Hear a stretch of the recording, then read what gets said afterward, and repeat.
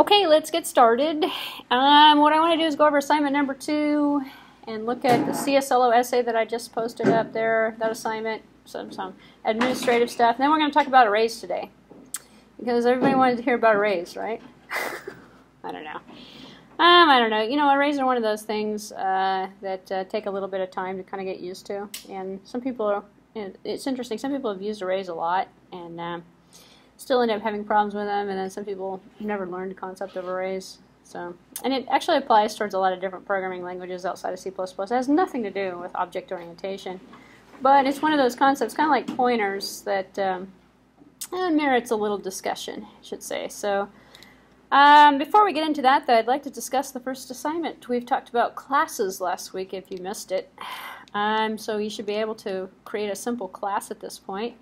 So the assignment, or the objective of this particular assignment, is to learn how to create classes and use classes in C++. So you're going to create a class, and you're going to use a driver program for it. You can put it all into one file if you want. Last week I talked about, and the week before I talked about using multiple files, .h files and .c++ files, but you don't actually have to do that. You will for another assignment for this course, but for this first one you don't have to. You can put it all in one file. So what are you going to do? You're going to create a class. You're going to write a class definition. If you guys can see this.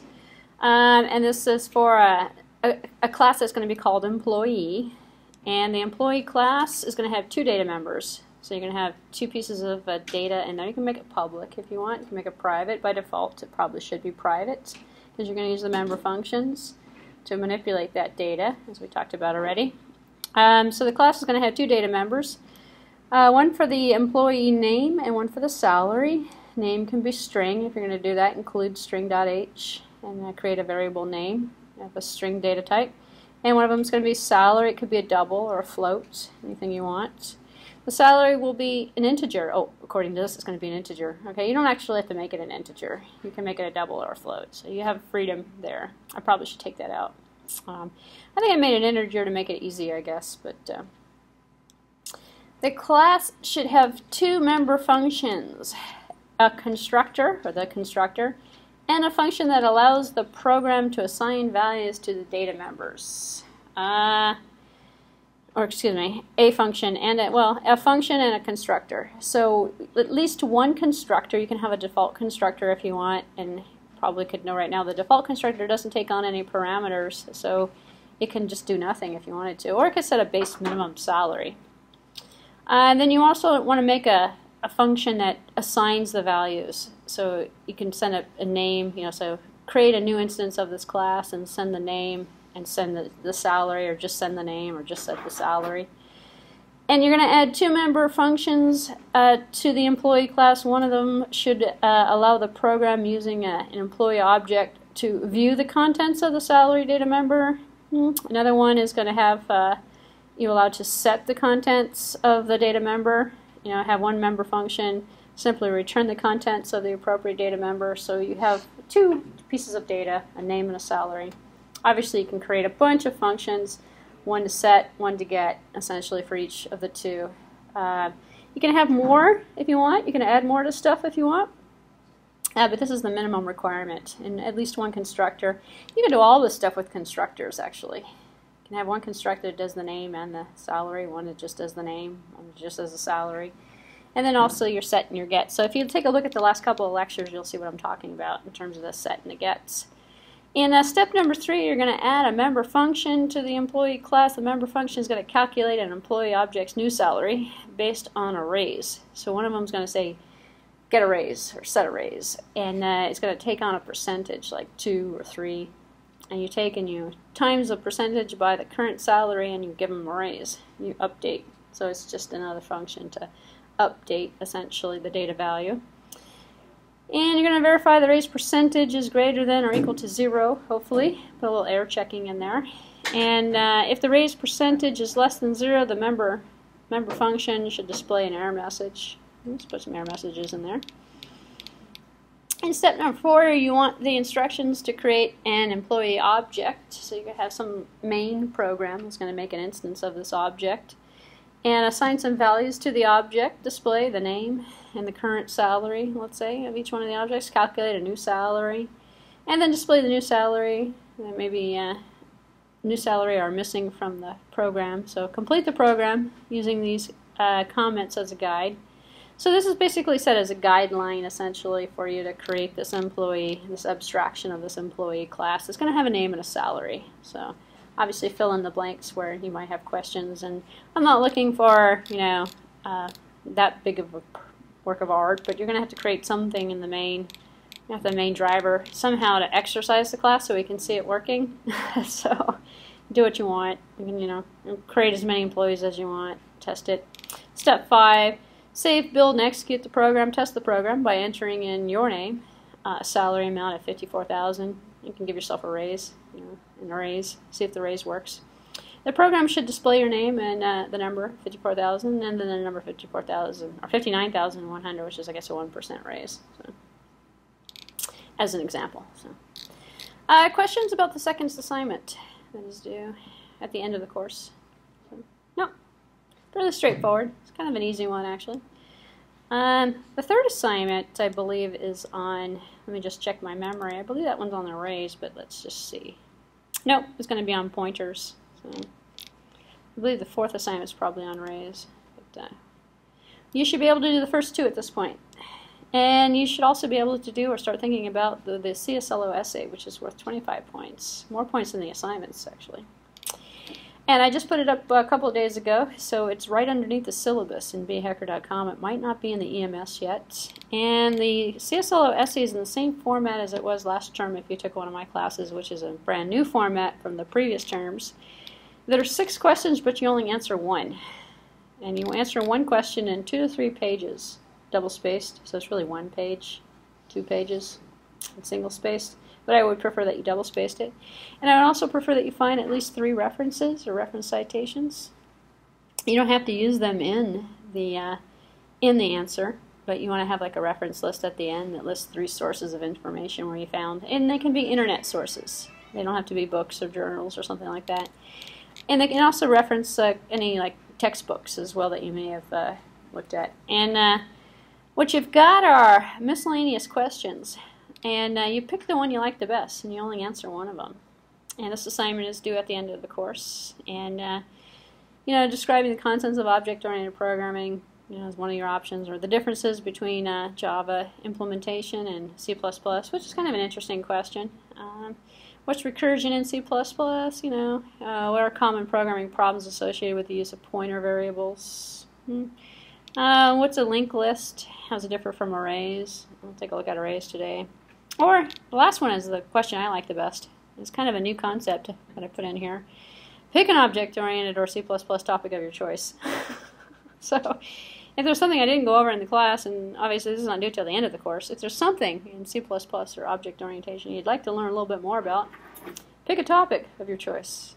You know, it might be the use of inheritance or how it differs or something, or I don't know, anything that's not listed here or listed here. Pick a topic of your choice. Give me 2 to 3 pages on that topic. And give me the sources of about 3 sources that you can find of information associated with that topic.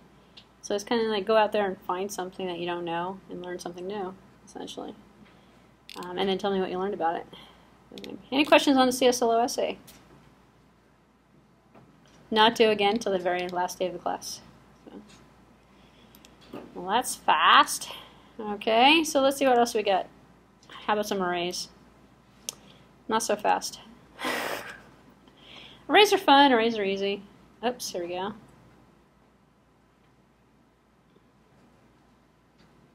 Computer was thinking. Okay, so this is, if you have the textbook for the course, this is really chapter 12. If you don't have the textbook, don't worry about it. This is a fairly comprehensive lecture. It's oh god, it's like 100-something slides long, but don't worry about it.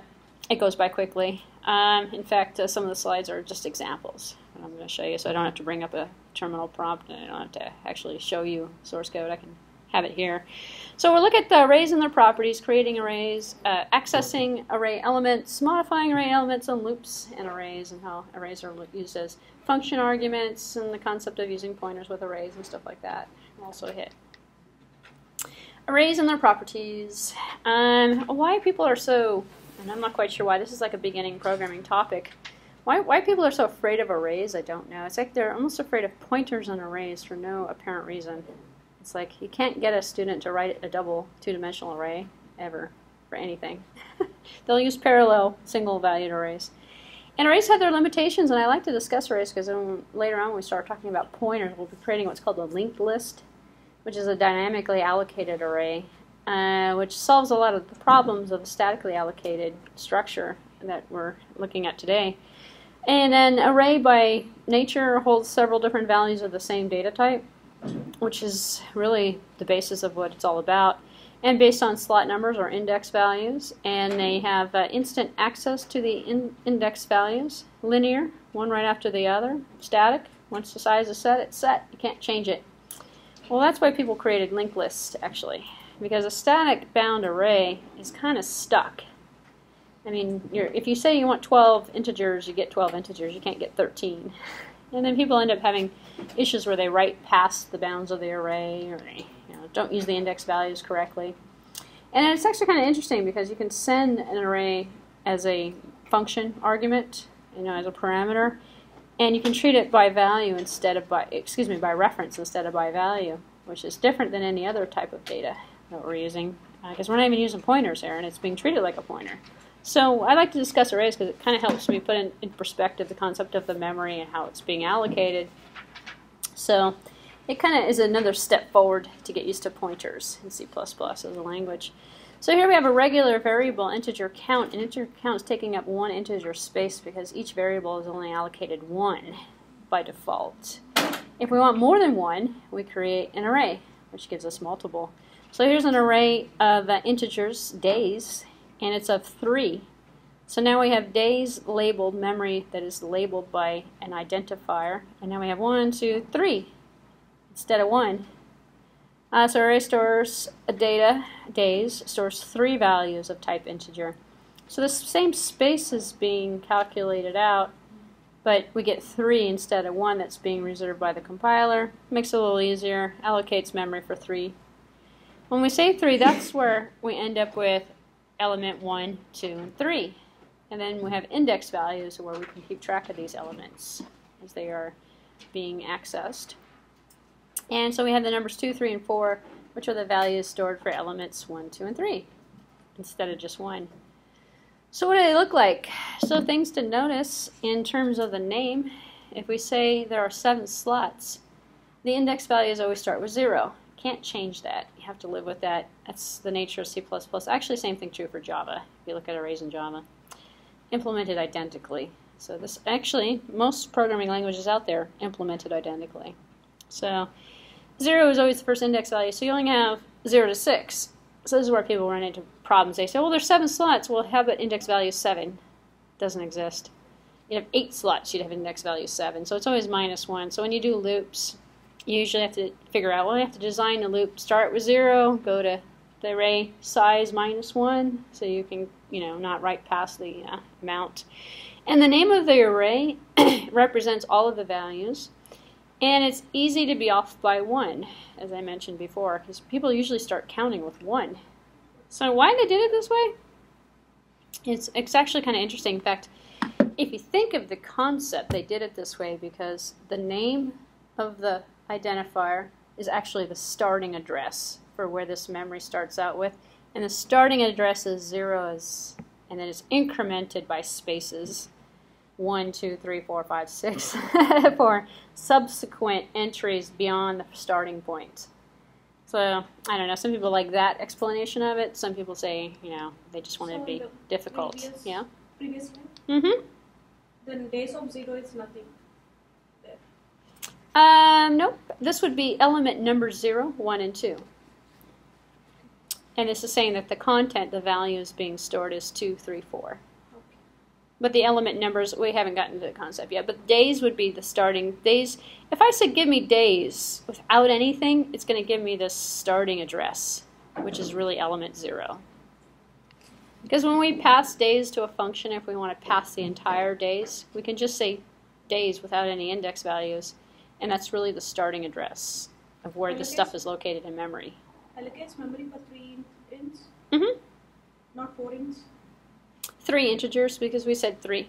Base of 3 means you said 0 to 3, right? 3 elements. The element's value, in fact here we have 7 elements. The element values, the numbers of the indexes start out with 0, so we have 6, up to 6. If you count them, we have 1, 2, 3, 4, 5, 6, 7. So we have 7. Here we have 1, 2, 3, but it's 0, 1, 2 index values. If I were to put element 1, 2, 3, and if I were to specify their index values, it would be 0, 1, 2. That's the most confusing part about arrays. And most people go here and we say 3, but I really want 4 or 5, or they put some astronomical big number in there because they want to make sure that they have enough space. Okay. And then they go, well, 3, is that 0, 1, and 2, or is that really 3? And it's a number of elements that you want that actually goes in there. So that's a very good question, actually. So it's easy to be off by one. So when we create an array can be of any data type. We can have an array of structures. We can have an array of classes. We can have an array of anything. So we put the data type, the name, and then the size. But we have some variations. I'm sorry? Can you get the values of the array dynamically? Dynamically, can we do what? Can you get the values of the array? How many elements? Nope. Oh, let me rephrase that. You can, with a regular array data type, built-in data type, no. You have to actually, if you sent the array to a function and you have to tell the function how many is in there that you're sending. You can't dynamically get it, no. If you created your own dynamic array subclass, or excuse me, a user-defined class, you can write it to size or something. You can run it on the object and get it. But in the primitive type and the built-in array data type, no. There are some tricks to it, though, and I'll get into some of that towards the end of the lecture. So notice that you can create an array of any data type just by changing the data type. So an array of shorts is a short sum array, floats, Boolean character. And here we have different sizes that we've put in here. Once you set the size is set forever. You can't specify a different size. Can't change the size, which is kind of odd. The previous slide, can you go to the previous, say an array of booleans. Booleans are only two values, right? Either true or false, 0 or 1. Yep. So you could create 65 zeros or ones. 65 elements.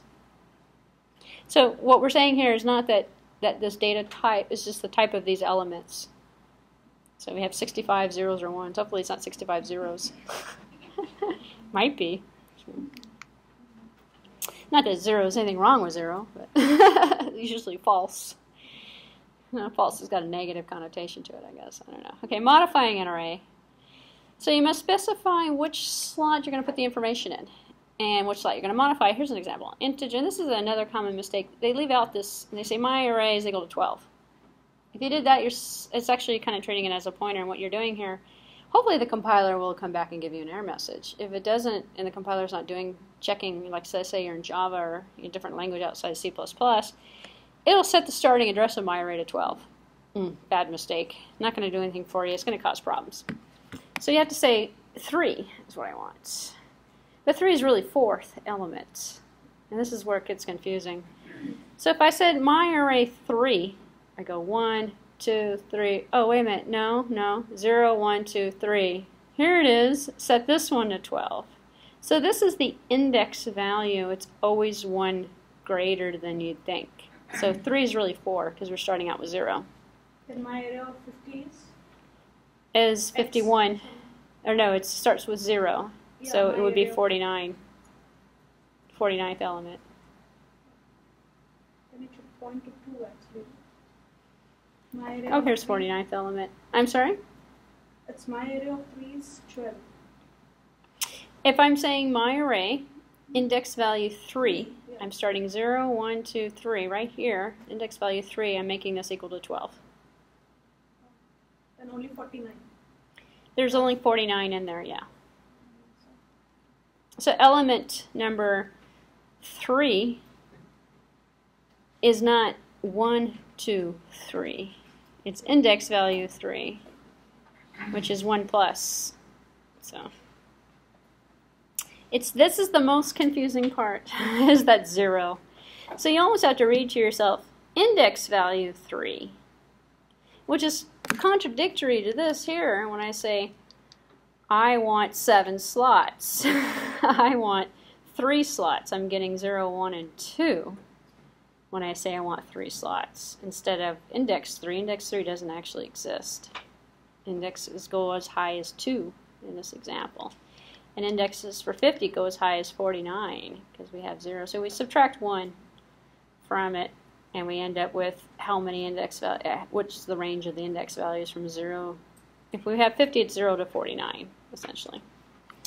So this won't work here to say my array is equal to 12. That's not going to work. And what we did here is we created the integer my array to have 50 slots in it. This is where this 50 slots is coming from. And then we're saying number 3 make it equal to 12. If we said, just it's going to come back and say, well, which slot do you want me to change to 12? And it's not going to be that nice. It's going to come back with an error message that you can't really decipher what it means. But so the data type on the left of the equals is an array. The data type on the right is an integer. So in here we give it an integer value because we're assigning this particular slot to one of the values. Good? Good. Very good. Accessing the information is the same way as modifying it. Copy the information out of a particular slot. Which is kind of interesting because instance, like they go, well, leave out the index value and they try to access it too. So integer client age. Client age is equal to my array 4. If I go my array 4, it's going to go out to the 4th index value, which is number 3. No, 0, 0, 1, 2, 3, 4. It's number 5th. It's the 5th element. I see, it even confuses me. It's the 5th element of the array. And what I'm going to get back is an integer value that I can assign to an integer variable. So client age is an integer value because this isn't my array that we declared in the previous slide here was of int value. So this is going to return an integer value. And we can set an integer value. So this copies the information from the 5th slot. If I just read the slide, I would have got it. Slot 4 into the variable called client age. So we have choices to initialize the array. And here's where we can kind of get a little variation as well. So for most arrays, you're going to use a loop to initialize them. Because when we say, as an example, byte, integer, float, whatever, my list 5, we get garbage. It goes out and it allocates space for 5 of the same data type that you've specified.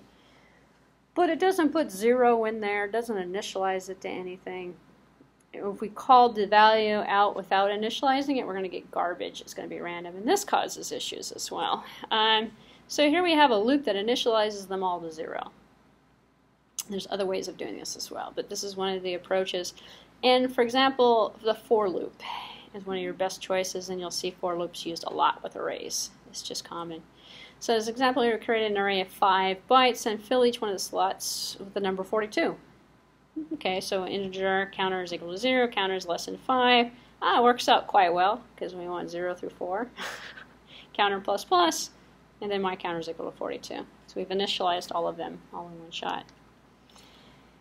And to go through this line by line, because this is kind of a review of the loop concept as well, we have byte, my list is 5, but we don't necessarily have anything in there. We just have 0 through 4. We go through the counter 0, counter is less than 5, counter is equal to 42. And this is kind of deceiving because it really doesn't equal 0. It's going to equal whatever happens to be there from the last time the memory was used, which may not necessarily be 0. So it's kind of deceiving when you take a look at that. So finding the smallest element as an example in the array. So you can, let's say you're given an array of numbers. How would you find the smallest element in there? There's no way of actually getting at it. You have to use a for loop to actually compare the elements with other elements. So computers can only compare 2 at a time normally. So you go through the entire list, you track the smallest so far, and then you can assume that you have an array of 5 integers in this particular example. The arrays can contain random unknown numbers. And so the name of the array is going to be random array. And so here we go. So another trace going through, we can say, you can follow the arrows as this kind of works through, and you'll see what I'm talking about. Integer smallest so far, declare an integer, and then say integer smallest so far is going to be equal to random array 0. And here's our random array that we have out here that we've populated out with some random numbers. So now it's going to be equal to 42 because it's going to go to space number 0 and it's going to say, hey, well, 42 is there. So smallest so far is now 42. And then the smallest so far variable here that we've got this integer with is going to, that space is going to be occupied by that value. And then we can go through the counter. The counter is going to be equal to 1. We have opened up another memory space actually when we've declared an integer counter, 1. And a counter is less than 5, counter plus plus. We start it. And then if the smallest so far, which is 42, is larger than the random array counter, which is now 1, which is 17. So is 42 larger than 17? Yeah, it is. 42 is larger than 17. Smallest so far is going to be equal to the random counter 17, which is the counter value that's substituted in. So it's very common to see variables substituted in for index values. I will probably have it listed here. And then let's repeat the concept going back up. Now we have number 2. The counter's at 2, so it goes through 42, 17. Larger than 42? No, it's not, so it's not going to do it. So we still have 17 going on, and then we kind of go through the rest of it. Minus 8. Oh, minus 8. So minus 8 that came through there ended up being the smallest so far. So we got minus 8 copied into that space, and then we come back and we got 4. No, well, 4 is bigger, so that's not the smallest so far. And then we end up with the smallest so far being negative 8. So this is basically how we would do a search, actually, through the array. Kind of primitive. In Java, there's better structures, actually, to do that, as we've seen in the last course. Outside of using it for searching and sorting and all sorts of different things in terms of the data, we can also pass arrays to functions as function arguments. So we can go void modify array. This is what makes arrays kind of interesting to work with. When we pass an array to a function, we can modify the value of the array, and the value can stay the same. In fact, it works differently than regular old variables that we modify. So this one's going to be a modify array. This is different than sending an array value. When we send an array value, an index value, we send it as an integer, a float, or double. It comes in as a parameter.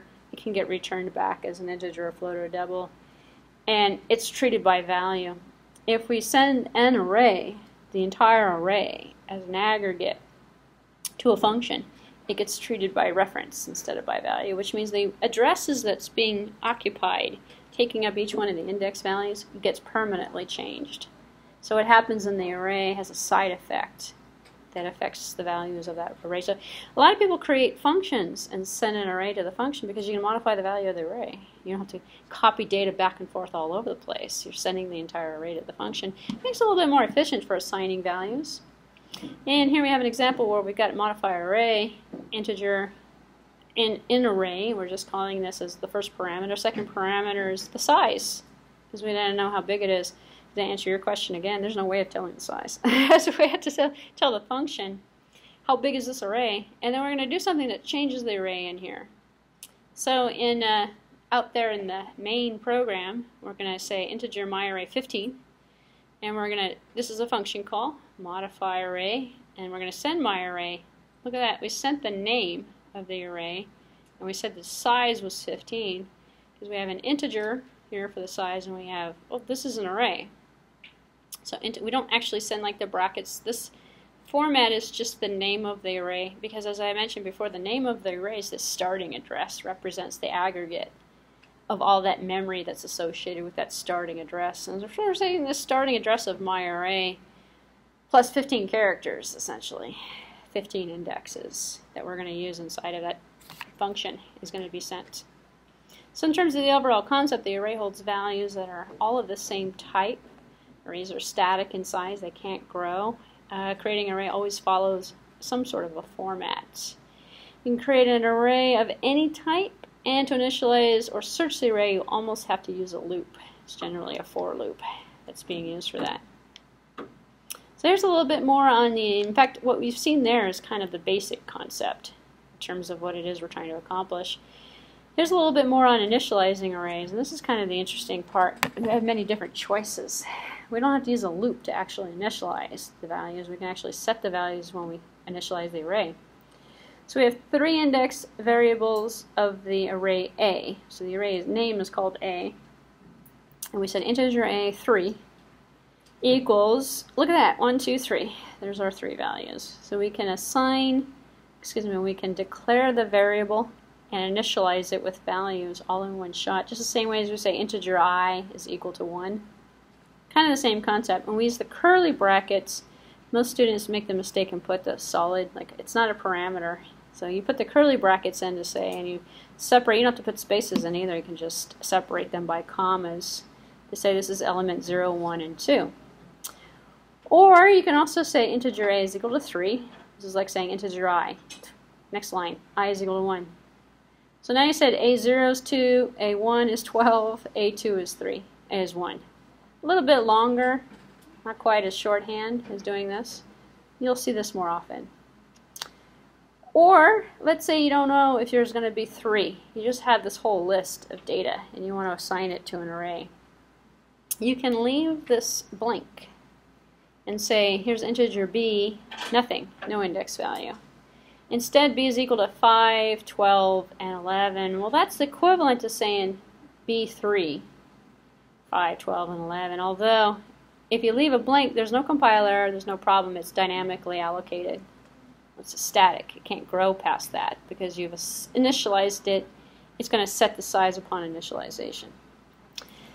So fewer values are listed and there are index variables remaining. The index variables are initialized to 0 of an array-based type.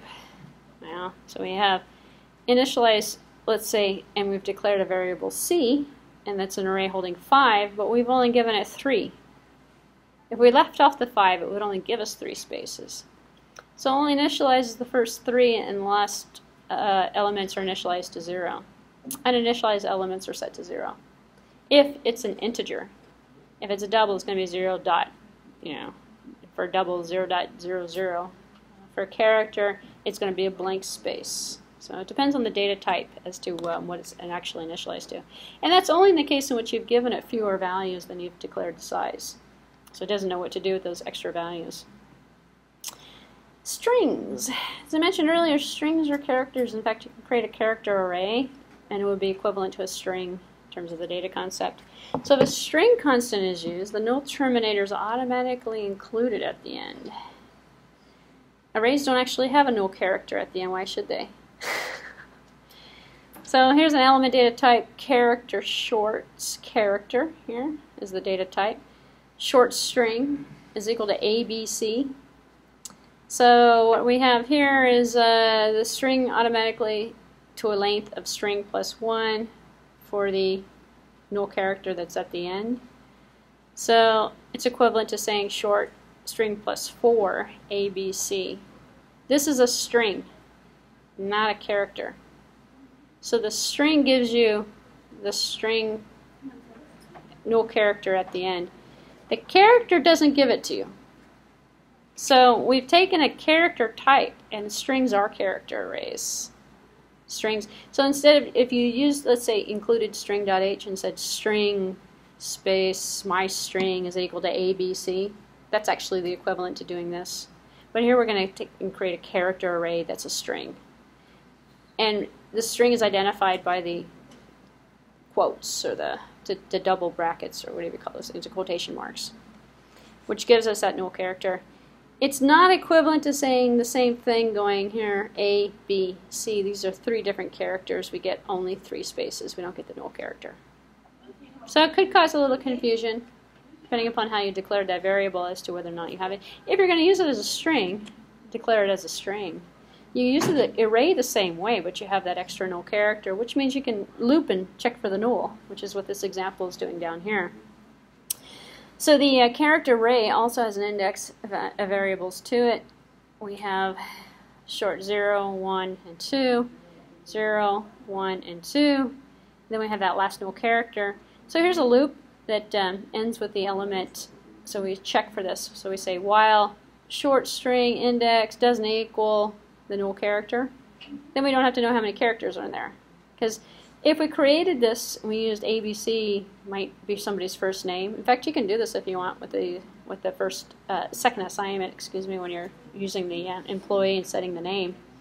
This would be equivalent to using the string class, essentially. What if it's Barbara? That's going to be more characters than ABC versus Tim or Mike or something. So we don't know exactly how many is in that array. So instead we check for the null character. Very common technique. So short index is equal to X. We're going to change the value of the character that contains, the X character here, and then increment the index. So same kind of looping structure, but instead we're checking for that null character because we know it's there because it's a string. So a little bit more on array processing here. Processing array elements in the same as processing other variables. So we can go plus score 2, increments the value in score 2. We can say, and this is, we've declared an integer array called score, and there's 5 of them. Here are our values. And we can go say integer result is equal to score 4 multiplied by 2. So whatever is in here we can resolve down to a number, an integer value, and then perform a multiplication on it, perform an incrementation on it. This is the same as saying score 2 and then putting the plus over here on the other side. It's also equivalent. If score 3 is smaller than score 4, we can do comparisons with it. While score 3 count doesn't equal 0, as we've seen so far. We can use it in a loop in terms of resolving it. So whatever happens to be the location that you're looking at in terms of the index value gets resolved down to a value.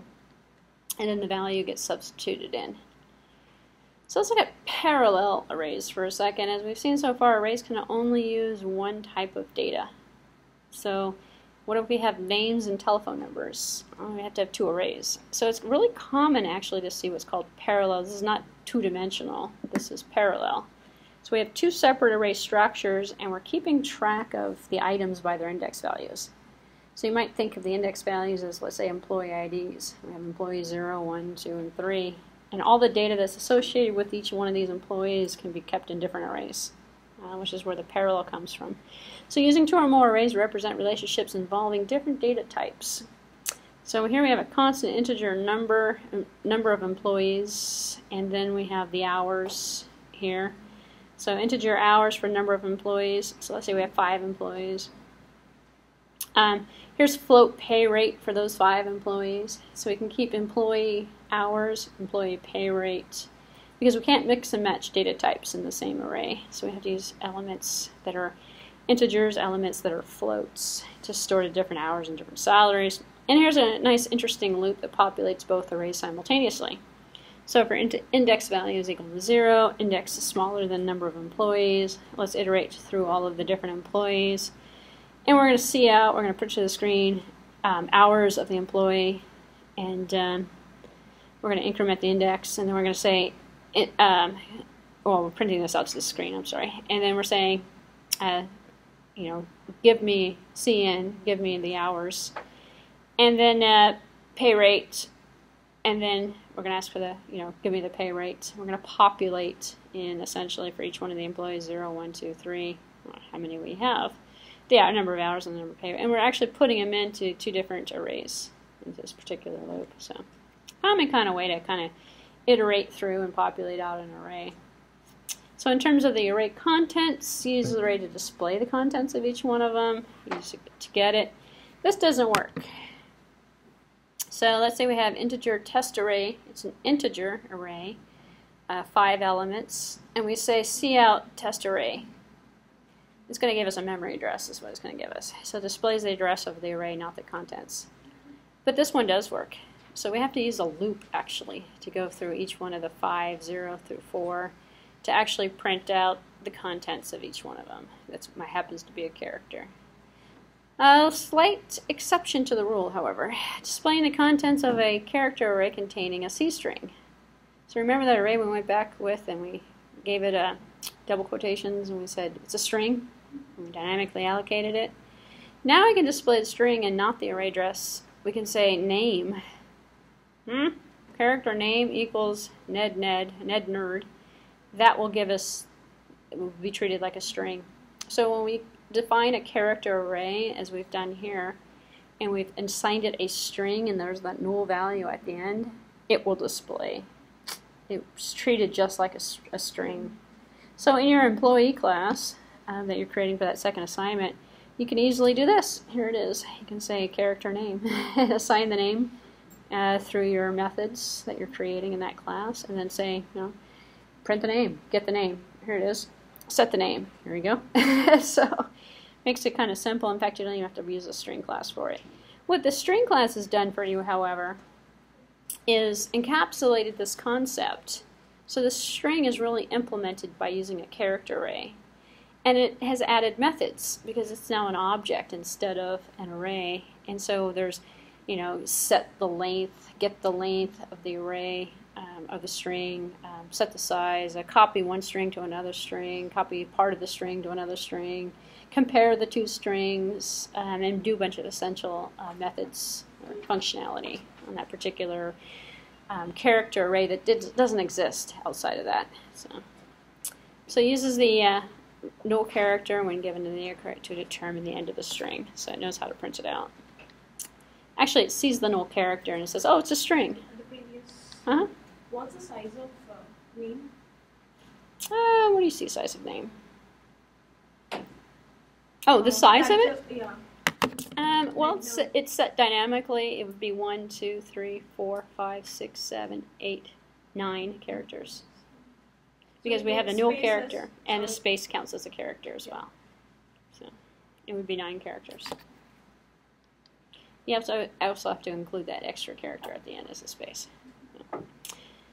Array elements as function arguments. So with each loop iteration, the value contained in test array count is passed to the function, and we're going to have a function that's called show value. It's going to show the value. So here we have the function declaration, prototype I should say, at the top, and then we have the function declaration down here where we've got print out the number. So the function is also of type integer. A parameter, excuse me, is of type integer because we're sending an integer value. And it goes through, its void, doesn't return anything, it just prints to the screen all of the elements. So array elements can be passed by value or by reference. This one is, well, actually I'll ask you, which one is this? By value or by reference? This is by value, yeah, because we're sending the value as an integer value, actually. So we have test array is going to be 5, go through here and send here. So this is the array element that's going to be sent as an integer to show value. The last one I showed you was actually by reference. So, and here's another one here where we've got a by reference. Actually, this is another example of the same one where we have show value. We've changed it now. It takes an array. So when you send the aggregate to the function, it's by reference instead of by value. And down here we have this function parameter. We didn't send the size. We assumed we knew the size. The last example I showed you sent the size. It was just more of a standard format, I would say. So here we have show value test array. Starting address of test array is passed. So we have the address, and it's being passed to the function. And what we're changing is what's out there. And so that's actually changing permanently in memory. So, an interesting side effect that's inconsistent with everything else in the C language. Because everything else, if you have to use a pointer to send it by reference, arrays, you just send it and it's by reference automatically if you're sending the aggregate. So use 2 arguments. As we've seen before, we have the size and we also have the array. So this is another example showing you a little bit more standard. Send the address of the array and also send the size of the array. And then modify a function to display the contents. In here we have function calls that are sending the size, and now here in the function we have the size and we have the number. This is more common actually to see it because we can't get the size any other way. So the function needs to know the size. And when we're working with arrays, the size doesn't change, so we can set the size. And it's more common actually to see a constant variable being set for the size and then using the constant variable everywhere. Because what happens if you need to increase it by 1? Are you going to go through and change it in 15 million places, or just change it in one spot? So here's an array that will give you direct access to the array elements or the array argument here. And we have a double array, and we have integer arrays itself, and we have the size, and we're saying double array 5 as a function call. It comes out here, And in here we're saying numbers, because this is the array we sent, and instead we're changing the value of the parameter numbers in the array, which is in test array. So we're doing it by the parameter we're setting and changing, modifying the value of the index value. Even though we didn't really send each one of the index, we sent the aggregate, but we're getting all of the index values. That's what I was trying to show you. Two-dimensional arrays. Everybody's loved concept. Actually, all you have to do is memorize one little thing. Rows and columns. Rows come first, columns come second. Once you have that, then you have the concept down. It's the same thing as single-dimensional arrays. But most people can't remember the rows come first and the columns come second. And that's the only thing you have to memorize, actually. So two-dimensional arrays have several different identical arrays put together. So can a two-dimensional arrays store two different types of data? No. Same rules apply. So it only stores integers. I have some students who think, you know, oh yeah, strings and doubles, floats. No, that's not really the purpose of it. Instead, you can store rows and columns. So, and we'll see three-dimensional, and you'll say, well, that is even more confusing. And four-dimensional is even kind of a little bit more confusing on top of that. So we have students here. We have column 1, column 2, column 3. And so we go 0, 0 is the first row, first column. First row 0, column 1, 0, 2, and 1, 0, 2, 0. And it looks nice out here. However, when you start using it in a programming language, it's like this is harder to actually kind of conceptualize, which is why students don't like to use it for some reason. Number of rows 3, number of columns 3. So we say float score has 3 by 3. It's a 3 by 3 matrix. So we can say score 1, 2 is equal to 93.2, which is going to go, let's see, 1, 2, 1, 2, that's this one right here. So what usually happens is that until you start getting used to it, you start drawing it out. You go, oh, here it is, here it is.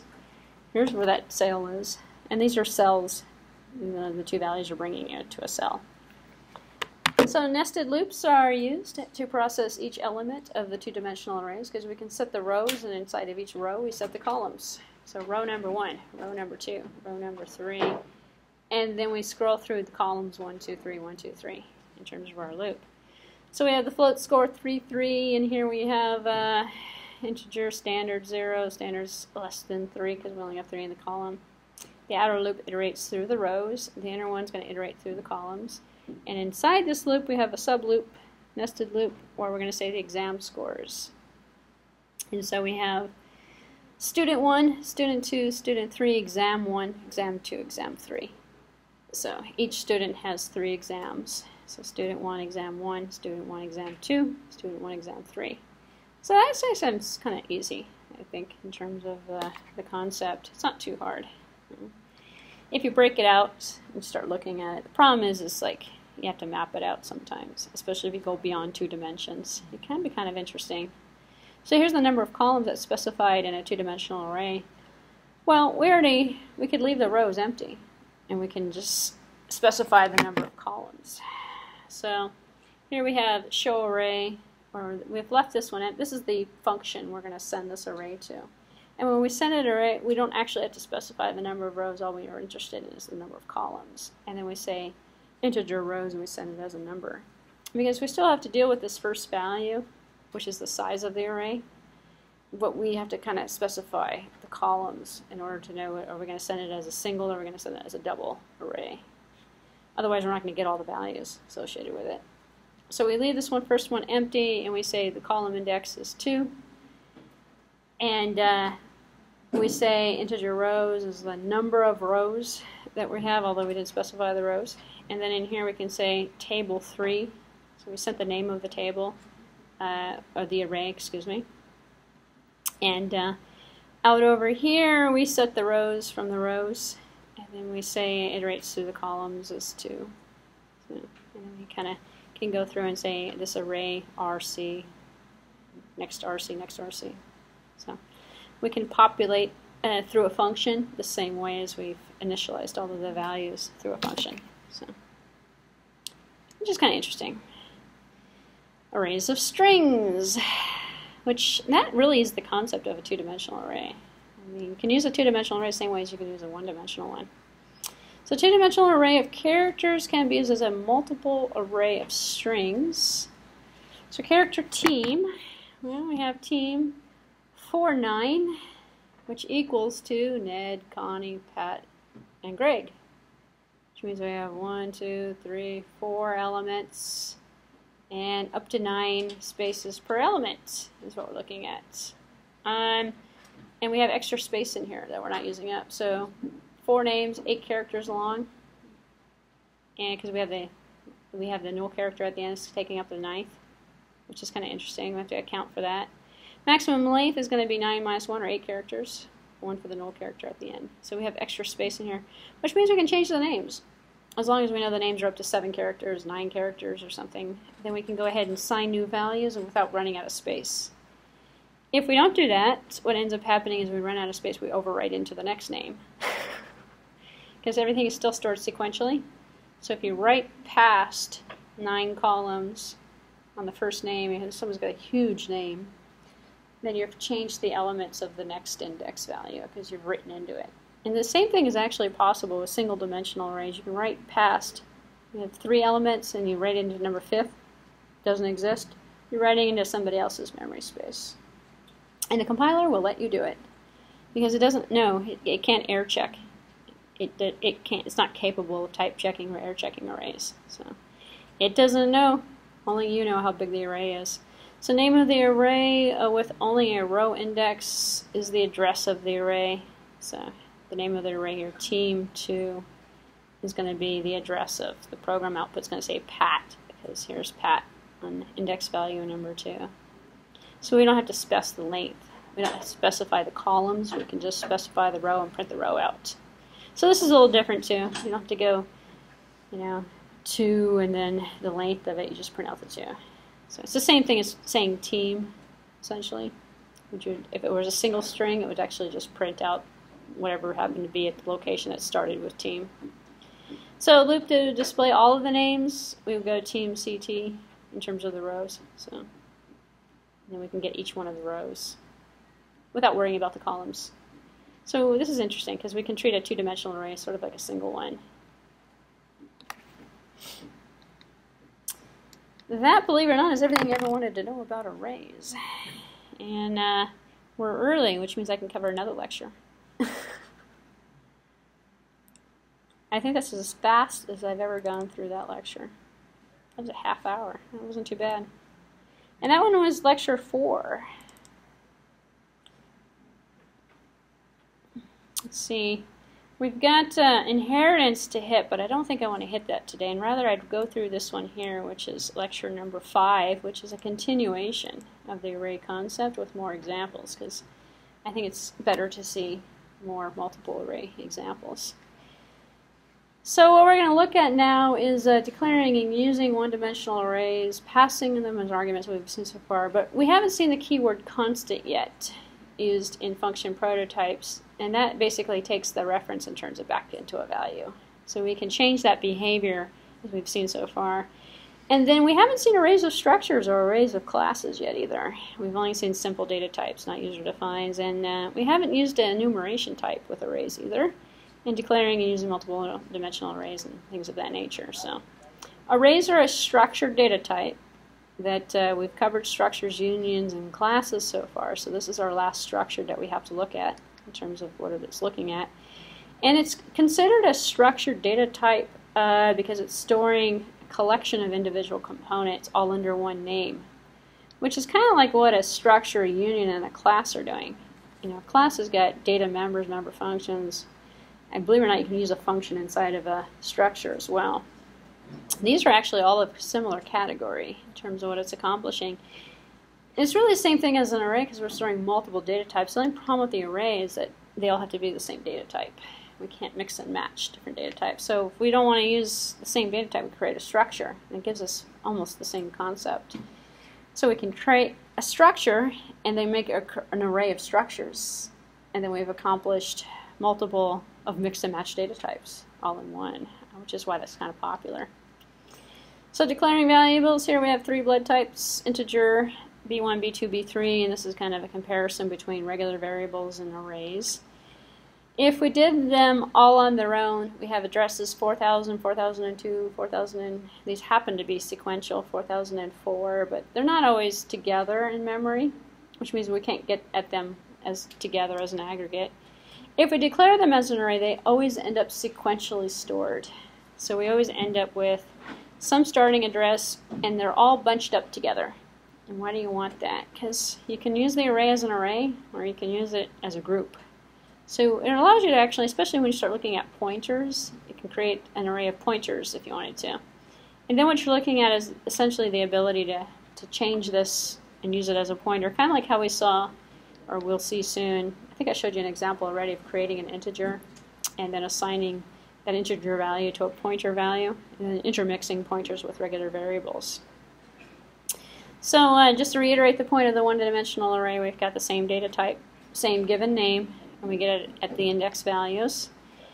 And here's another example, just get you familiar with looking at this, declaring an array of temps which hold up to 5 individual float values. So now we've gone away from integers, we're going to switch to some different data types. We see floats now. So the number of elements in the array are 5, the base address, some new terminology for you. The starting address, or the name of the address, temps5, stores the base address 7000. And then we have increments of 5 that go 0, 1, 2, 3, 4, 5 as the 0 through 4, as the subscript values. And in terms of declaring an array, we know the structure already from the previous lecture. We have the data type, the name, and then we have the constant expression or the value that's put in there. And we know that the base address is what's being held by the name of the particular array. Here's yet another example of the character we've seen so far. This is kind of review at this point still. So the base address name is 6000, and we declare it with a number of elements 10. So it gives us 10 names, 10 characters. And when we assign individual values, we can allocate memory for the array by going temp5. And we can go and assign in here m is equal to 4, so this is an example of using a constant character, m, not a constant, just an integer value actually. And the trick here is you can't use a float or double in here, it has to be an integer value, because the index value is expecting an integer in terms of the number that you're using. So what values are assigned? Interesting. This one takes and creates a float temp5. And we have integer m, and then m is equal to 0. M is less than 5, m plus less than 5. M is what, 0, or is it, yeah? Equals 100 plus m times, well, times 0, so plus 0 times 1, 0.02. So essentially you can run through the math and figure out that what you've got essentially is the information that comes out of the addition and the multiplication that occurs here, so which you're looking at on the screen here actually. So now what values are going to be printed? We're going to do minus minus essentially on the temps, and so you end up with a different calculation when you print it out. You're essentially coming out with reverse order being printed out. We could do a variable substitution. This is interesting. So we can say temp here and use it as an integer and go +1. We haven't seen this yet. We can do calculations, as long as it resolves to an integer value, we can do calculations in the subscript values. So temp m plus 1 would be the value of m3 plus 4 would be 4. So it would come out to location of index value 4, and then the index value 4 over here is 100.8. Or this would be m3 plus 1. So we would take the value that was actually retrieved out of this location and then add it to 1. So, and that actually kind of trips people up sometimes as well, I think. So the compiler, the values of the identifier temp alone is the base address, to reiterate the point. So we say temps is a pointer, actually, because the value is the address, so it points to a memory location. So really, you're looking at, when you start working at arrays, you're looking at using pointers, because you essentially have an automated way of using pointers. So you might say if you've used an array, you've used pointers already, technically. although you've not specified that it is a pointer, you're using a pointer. So, and we've seen this already, where we've got an integer h5 and we've got it assigned to a value. There's a little bit of repeat in this, so that's why I'm kind of going through it a little bit faster, because we've seen this stuff a few minutes ago. So passing an array's argument, we've always seen this. It's always passed as a reference. Arrays are always passed. In fact, this is true to C++ language, not true to other languages. Other languages might treat it differently. So when it's passed as an argument, the base address is sent to the function call. No aggregate array operations, which is an interesting point. So the only thing they can do to the entire array as an aggregate with the type of the component elements is to pass as an argument to a function. You can't say this array is equal to that array. You can't take, and when I talk about aggregates is when I'm talking about using the array name as a pointer and doing something with it. You can't assign one to another, you can't compare one to another, you can't do anything with it outside of sending it to a function. Because what ends up happening is you have to use the index values, because the base address is a memory address. If you assigned one memory address to another memory address, you'd be moving the array in memory, theoretically, but you're not going to move everything, just the base address.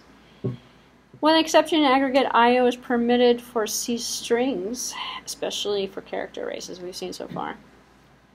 So we have two items of information, the memory address and the number of elements, as we've seen so far. And here's another example, more advanced. So we have obtain the array itself and the number of values, which is our prototype, and our function is down here, or our function is going to be on the next page, I guess. Here's our function, where we are at accepting temp as an array. We have the number of days. This is going to be storing a bunch of temperatures that are going to be used in this particular function. And this is actually executable source code. You can cut and paste it, put it in your compiler, save it, run it, and actually kind of see it work. It's complete. And we use the constant keyword here to say that we don't want it to change. These are function prototypes, actually, what we're looking at here. And if we say constant, we take a reference and we turn it back into a value, which is constant came around in C++ way late past the use of arrays, because people could complain about it and say, well, I don't want the array to change, I just want to send the values to the array. And what it does is it does a shallow copy, essentially. Or excuse me, it does a deep copy of the array information, copies it to another memory address, uses the temp copy, and then returns back without changing anything. Which is interesting, kind of violates the rules a little bit. In terms of the memory allocation scheme for the array, what we've got is the base address, and what I've mentioned before is the use of the base address from some sort of a sequence, and the size of the spaces depends upon the type, the data type that you've got specified. And if we take this as an example, we can use the array as an aggregate, and we know of the data type, and we know that the number of index values that exist. Then we can sort of treat it like a, well, we're sort of treating it like a pointer, if you think about it. And this is just a couple more examples of how to obtain the value, how to print the value to the screen, running through the array index. And we've kind of seen examples of this already in the last presentation. So here's our formal declaration of the constant keyword, because the identifier of the array holds the base value. The ampersand is never actually needed. We don't use the ampersand. If we put the ampersand in front of the name of the array, it would actually generate an error, because we're saying the address of an address of an error, the address of an address of an address, it wouldn't be able to resolve the address. So it's never needed in terms of the parameter. Arrays are always passed by reference to prevent the elements from the array from being used in the argument unintentionally being changed by the function. You place the constant keyword in the function header and also in the prototype. And as I didn't mention here, we see it in the function, but we also see it in the function prototype. And those prototypes appeared right at the beginning here. These are the prototypes. And if you're not familiar with the concept of the prototype, it's because we can specify what the function is going to do before we actually implement the body of the function. It lets the compiler know in main that when we've called the function, that the function actually exists, that we're going to decide on how we're going to implement it, but we're going to implement it after the main function. So we don't have to we don't have to clutter our source code in the front of it and clutter it on the bottom, essentially. And prototype is kind of interesting because that's kind of a C++ thing, not necessarily a Java thing. We don't have function prototypes in Java because we don't have functions because everything's a class. And we don't even have functions, we have methods. So C++ has got both. So here's the keyword of the use of the keyword constant and prototypes themselves. Don't use constant when with outgoing arrays because the function is supposed to change the array values here. So we're obtaining the array values, so we're going to have a cin, a cout. And the cin is going to ask for the input, cout's going to print it to the screen, maybe. That's what we entered in. We use constant here with incoming array values to prevent unintentional changes by the function. So essentially it changes the behavior. Makes it pass by a value instead of pass by reference. And here's a nice little function that says find average. And this notation here is a comment actually inside of the parameter list. And this is actually kind of common to see, especially when you start using constant and you want to kind of self-document the parameter list. It's legal actually to put comments in the parameter list area. You can put comments anywhere you want actually, as long as you follow the commenting format correctly. This is basically saying it's incoming, it's going out. So, and in terms of this temperature, we don't want to change it. So we're not going to, this particular parameter is not changeable, but these are. So, it's just a continuation of the example. So another use of arrays is to use them as counters.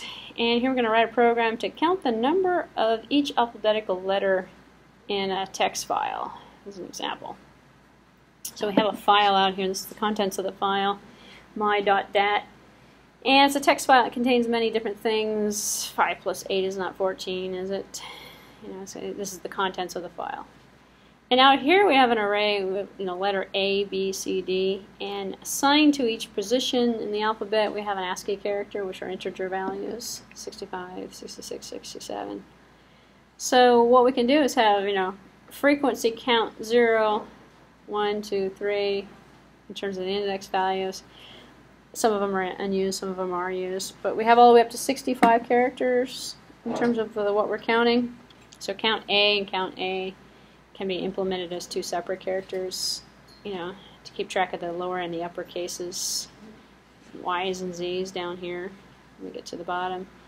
And we essentially can just, when we find this character, find the associated in the characters, believe it or not, have codes, 65, 66, 67, 68, 90. And the codes can be implemented in terms of index values, and we can keep track of each one of the codes by index value. So it's another example of using the index values kind of craftily, interesting, creative, in a creative way is what I meant to say, to keep track of, let's say, how many occurrences. So. And here's something like a main module pseudocode that might exist if you're writing this program. Open the data file, zero out the frequency count, read each character from the data file, and then find until the end of the file, and then for each character sequence here in the frequency array, increment it by 1. So if we had 65, here we had 2. 65 might be an A or a B or something. So kind of an interesting application. So counting frequency of the alphabetical characters, if we looked at the C++ code, it might look something like this. In terms of, we don't want to change, so we can go into the counting of the printing the frequencies of the occurrences. When we want to print it out, we're going to output it. We don't want to necessarily change, so we can use constant on there. And here in the main program, we can say the frequency is some size, and size is going to be set to something consistent. Size is going to be 91 here. And create some arrays. Well, create a character, create an index value as a character. Open the file, read the file in, and then loop through the file contents, character by character, and see what we got. And then increment the array. So we got character amount for 65 would be frequency count 65 plus 1. So this is kind of an interesting application of arrays. And print it out. This is what the function would look like. And you can certainly cut and paste all this, put it into a text file, and run it. You kind of see how you can creatively count characters by using numbers that are associated with it. So, more about the array index. So array indexes can be integral types, which are all single-valued integers. So it includes characters and enumeration types as well. So programmer's responsibility is to make sure that the array index does not go out of bounds. You're not going past a certain length. So the index can be arranged from 0 through a declared size -1, hopefully, when you're looping through it. And if you're out of bounds, it causes problems because your accessing memory doesn't belong to the structure. So let's take a look at something that's kind of interesting here. Enumerations, as we looked at before, all resolved to 0, 1, 2, 3. And enumeration was a primitive type of an array, actually. But it's enumerating a name from an index value. So here we have departments: women's, men's, children, linens, housewares. This really equates to 0, 1, 2, 3, 4. They're sort of like index values, but they're not, because we wouldn't say department 0, department 1. But we can use the values and take the values and use them as subscript values for the array. So we have float, sales amount, department, which, department. That's an enumeration. Which could be women's, men's clothing. So here, for which is equal to women's, which is smaller than or equal to electronics. It's really saying 0 through the length of the array.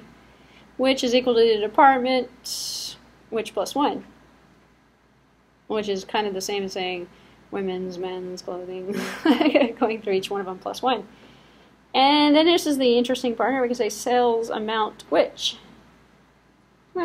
women's, men's clothing. But it really equates to 0, 1, 2, 3. So anything that kind of resolves down into an integral value, which an enumeration does, it's legal because it resolves down to an integer index value. If we had a float in there, not going to work. If it comes down to 0.5%, how do we go 0.5? We're from one index to a half of another index. Doesn't work. Or 1.5 of an index. Not going to work, actually. Compiler's going to come back and give you an error. So a sales amount, women's, men's, children's, equates down to 0, 1, 2, 3, 4, 5. In terms of what it is we're talking about. And people are afraid to do this too for some reason. Well, people don't like enumerations because enumerations aren't supported in Java. So C++ people like them. Java people who switch to C++ go, wait, what are we on enumeration? And type defines and all this other stuff. We don't need that stuff. You use enumerations? Oh, good. Yeah. In Java, you can't use enumerations. Did they add it? Oh my God, they added it. Did they add it? Because for the longest time, they haven't been supported. Java, yeah, they do enumeration. Really? Well, I'll have to go find out now. I mean, you cannot, For the earlier versions, it wasn't supported. Huh? Constructors, they cannot have constructors. And Constructors I have. They don't have destructors, but they have constructors. No, but in Java. In Java, there's no destructor, there's no copy constructor. I don't remember exactly, but they do. I'll have to look that one up, but as far as I could remember, we don't have enumerations in Java. But we'll see. Huh? I don't think it's supported, but you know what? Remind me next class, I'm going to look it up, because I have a strange feeling if it is supported, they just added it, like in the last couple versions, because previous versions of Java never supported it. They didn't support type defines either. They don't support structures either.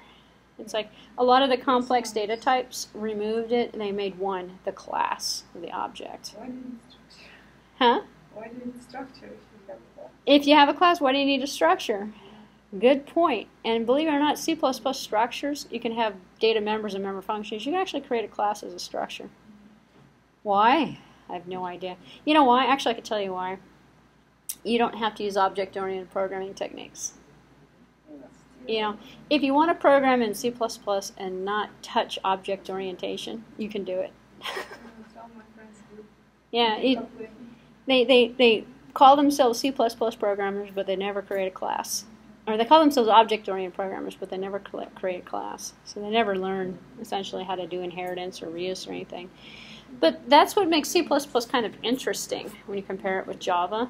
Java only supports object orientation, which is why I'm thinking that enumeration is not supported.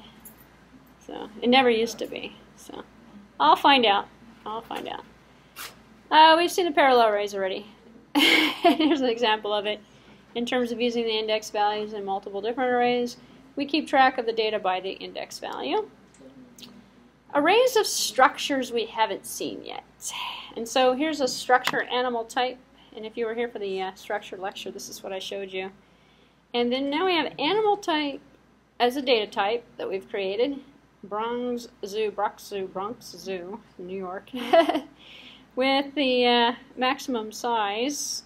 And we've got an array now, and the maximum size is 500. Now we have an array of Bronx Zoo. That's the name of the array that we've created, and it's of animal type, which is a structure. Same thing as in an integer array, same thing as a double array. However, each one of the index values contains a structure, which is essentially equivalent to how many data types might be associated with a structure. This is time consuming, or excuse me, not very memory efficient. If you create an array of classes and an array of structures, and you make it huge, like this one's 500 in size, you've just gone out and you've allocated, because it's statically allocated, memory to reserve for 500 structures. 500 times 1, 2, 3, 4, 5, 6, 7, 8. Yeah, that's a lot of memory that you've wasted. Especially if you're not going to use all 500.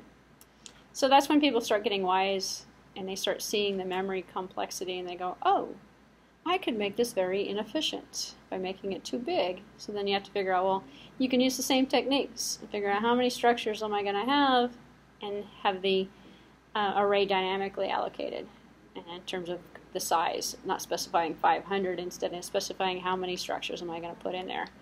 And what we end up having here in this particular example is a 0, 1, 2, 3, each containing pieces of data associated with 0. And this is how we get at the data. Bronxzoo 0.id, 0.name, 0.genius. And if you look at it, it's kind of like a two-dimensional array, if you think about it. What we've got is rows and columns. And it's stored the same way as a two-dimensional array. So we have rows, but we're not specifying rows and columns. Instead, we've got structures that are in the rows. And each row is a structure, and the structure contains multiple data types that are all gotten to by the dot notation, as we've seen before with the structure. So it's kind of interesting how that's implemented. Add 1 to the age member of each one of the elements in the Bronxzoo array. It just keeps track of them. So we use an array of these structures because we don't want to keep track of 500 single structures. We can put them all into an array, loop through the array, and increment the age. In this particular example, we're saying number j, index value j, dot, which is going to be 0 through the maximum size, dot age is going to be equal to Bronxzoo, age plus 1. So to increment it. So we can find the total weight of all of the elements in the array by just doing a simple addition. Total is going to be plus equals to the weight characteristic, the weight attribute that's in the structure. And we can specify a time type, and we're going back to our classes that we've seen so far. Here we're going to create, this is the class example I gave you last time. And hours, minutes, and seconds. And now we can say, for example, in this particular instance, in this particular diagram, we have data that's stored the same way as the structure, actually. And we have methods that are in there as well. So we could run methods on class objects. And we can create objects as arrays, put the objects inside of an array. And so we can run the methods, change the data members, do anything we want. Treat it like a regular old class instance, or excuse me, object instance. We just have 500 of them instead of having one. Depends on how big we make the array. Can we keep the chatter down in the back? Because I feel like I feel like there's interference in the room. I'll just be quiet. It usually calms down when I be quiet. Okay, so the default constructor, if there is a default constructor, is going to be invoked with each one of the elements in the array. So the same thing happens when you create one instance of that class than if you create 500 or 50 instances. Each one of the array index values that's going to get populated with one of these instances is going to have the default constructor initialized already. So, and then you can work at it the same way. So here's time type as a data type, which is our class, a train schedule, and we have 50 train schedules that are going to be in here. In terms of the two-dimensional array, we've seen the concept already. I'm going to take it a little step further though and create three-dimensional and four-dimensional on top of this. So to reiterate the point, in this particular example, to keep track of, let's say, monthly temperatures for 50 states. So we have 12 months of the year for 50 states. It lends itself quite well to a two-dimensional array of rows and columns. So we have number of states 50, a number of months 12, state highs or number of states, number of months. So 50 with 12 months. So we can say column number 2, row 2, column 7 might be Arizona's high.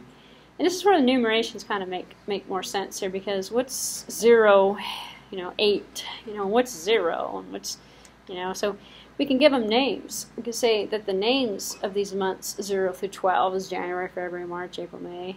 And we can say the states, we can give those, names if we wanted to as well, through an enumeration. So here's the month type, which is nothing more than a represented, an abbreviation for 0 through 11, essentially, for the 12 months of the year.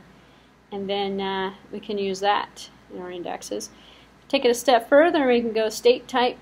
All of those 50 states, we can say, give it the abbreviation, give it a number. And that way we can run this and we can say, well, what is Arizona's August weather? We can go state high, Arizona, August. That's where our enumerations actually kind of make some sense in terms of keeping the data straight. Because then you can say, I'm at the Milpitas store month of November. And I'm at the, the San Jose store September or something. We can get different information. So finding the average high temperature for Arizona makes it easy. You just say Arizona in here, and you can kind of go state high 2 month for whatever it is, and take the average and go, well, 85. So we can basically do a loop for this.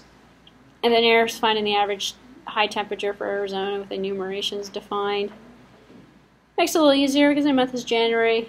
A month is smaller than or equal to December, and then we could say the month along with the state or something, specify the state. So in terms of the storage, it's actually stored sequentially, so it's all linear kind of storage in terms of the base addresses. And we have the 12 highs for state 0, 12 highs for state 1, 12 highs for state 2, all stored sequentially like this, which is kind of like how the structures are stored as well. Everything is stored from a base starting address incrementally, and we just keep stacking the rows and the columns next to it. Viewed another way, we can kind of see it this way. In terms of the base address being, let's say, 800, to locate the element such as the highs 2 and 7, the compiler needs to know that there are 12 columns, essentially. And it's a two-dimensional array. Once it knows there's 12 columns, it's a two-dimensional array, it can go through and assume the size of each one of the bytes and just read the memory addresses. Because the compiler doesn't actually keep track of the index values, it keeps track of the memory, and it knows the memory locations that are there. And we've already seen arrays as parameters. We have seen writing a function. You can kind of go through this. Some of this is really redundant from the last lecture, so I'm going to skip that here. Type defines with arrays. This last example I kind of skipped over. Creates a function and sends the size of the array, and we've seen this already, leaving the row empty, specifying the number of columns, and then we can kind of iterate through the array that way. Using type define with arrays, that's possible as well. Type define is a state high integer, is a state high, and we basically, and it helps eliminate the chances of the size mismatches between the function arguments and the parameters. So here we have state highs type, which is a type definer for state highs. And if you remember the type define, we're just taking an integer value and renaming it to something else, or renaming something else to an integer value. We're back and forth. And we're kind of playing games because we're kind of making up our own data types, but they're really made up of pre-existing types that we're just defining. So we're defining a type. So here we say state highs and state averages. We already know, that we can't basically exceed past the rows and columns that we specified, because when we use the type define, we're not specifying rows and columns anymore. So we can set the rows and columns and actually just kind of put it into type define and define it and use it as is. In terms of declaring multiple arrays, We've seen the rows and the columns. If we want to take it a step further, we can say sheets, rows, columns, and sheets. And this is when three-dimensional arrays come into play. So an example of a three-dimensional array here. Number of departments 5, the number of months 12, and the number of stores 3. So we can say the monthly sales for the department by month by store. So this is a Target store in the month of May or June, and in the toys department. So we can break it down 3 levels. And we can create a type defined for that here and call it monthly sales type if we wanted to, and kind of make it a little bit easier abstractly to kind of work with. And here's how it looks actually. Can we keep the chatter down, please? And you can take it outside as well. We're almost done, believe it or not. Thank you. Monthly sales 370. So now we have 3 dimensions going on, and the last one is a sheet. So it always, if you can remember, memorize rows, columns, and then the next one's a sheet. These are the sheets. These are the rows, and these are the columns. So you can say, well, here's 370. Would be sales for electronics in August at the White Marsh store. So we have 3 stores sheets with 5 department rows and 12 months per department, or 12 months per year. And then we can take it out a little bit further. If we printed it out, we can print out the sales by month by department, essentially. It's really good for reporting because it's all kept together, essentially. This is the code for printing it out, where we, instead of doing a nested loop, we can do a nested loop inside of a nested loop. So instead of 2 loops, we have 3 loops, essentially, that are nested to get the rows and the column. We can add a 4th dimension to this. In fact, you can add as many dimensions as you want to this. But after a certain point, it becomes a little bit more confusing than it's worth. So if we added a 4th dimension to this, we could have for electronics in the August month, for the White Marsh store, year 1, year 2, year 3, year 4. So now we have the number of years, and then we have the number of store, number of month, and then the number of the department inside. So you can take a year, we can make decades out of that, put that on another dimension. So after, 10 year, or this year within the 10 year, we can, I don't know, I can't take it out any further in my head. It just, it gets too complicated, actually. But here we have year 0, and this is the 4th dimension. Here we have 0, we have year 1.